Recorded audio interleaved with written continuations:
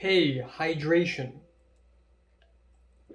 What's up? It's the Culture Detective here, investigating your favorite albums, and today I'm going to be doing two quick album reviews. And the first album review would be the latest Silvana Estrada album, Marchita. So that's kind of funny because in about 20 minutes I'm going to have to go to Zoom and start my first class in Spanish 2, elementary Spanish class. And it just so happens that I'm reviewing an album from Mexico, and this time it is a Mexican chamber folk album from Silvana Estrada. And even though this album is only 37 minutes long, it packs a lot in its contents.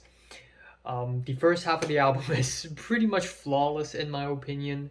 Más o menos antes, which, by the way, I don't speak Spanish all that at all actually.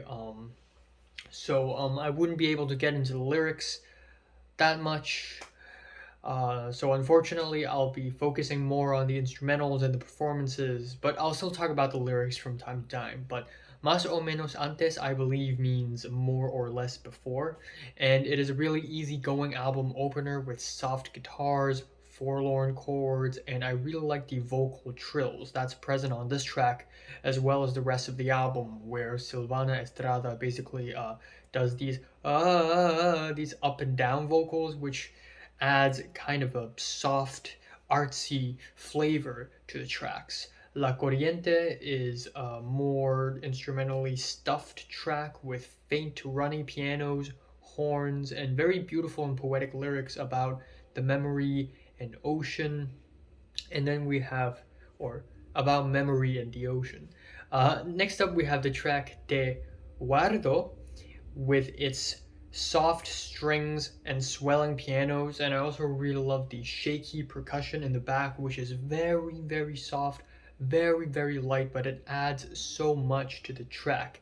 And then we have Undia, Cualquiera, which is a bare bones skeletal track, easily the most skeletal track on the entire album. It has the simple stomping and clapping beats, and normally I wouldn't like a track like this, but I think in the greater context of the album, it works really well, and I really like the placement of the track because the next track, Sabre, Olvidar, is way more cinematic than I thought. Like the instrumental backdrop is so much more dense and so much more large with the swelling strings and folky drums. I feel like I'm setting on a journey to find a lost treasure or something. It is honestly beautiful. And then that is followed with a title track with its flashy strings.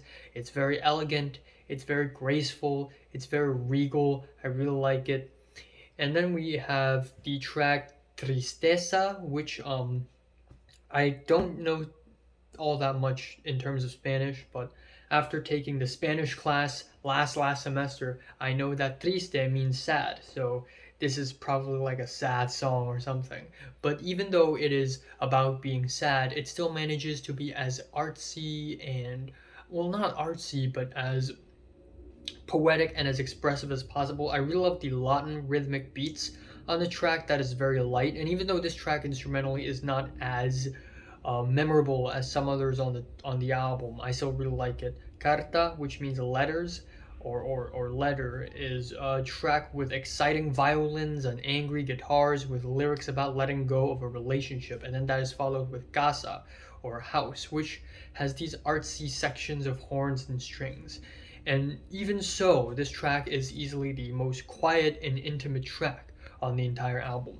Finally, we have Ser de Ti with the plain finger-picked guitars, the soft jazzy drums, and a really great heartwarming ending note to the album. It's just all these guitars and drums just coming together as lightly and as softly as possible and creating a really just warm and almost overwhelming ending, which I really love. And finally, we have a horn outro called La Enfermedad de Siglo, which is really nice as a sweet little ending note for the album. Yeah, I don't have much else to talk about in this album. I really like it. I think this is a really solid chamber folk album with great vocal performances. I love the soft instrumentals, and Yeah, it's really good. Feeling an 8 out of 10. My favorite track here is I need to think about that.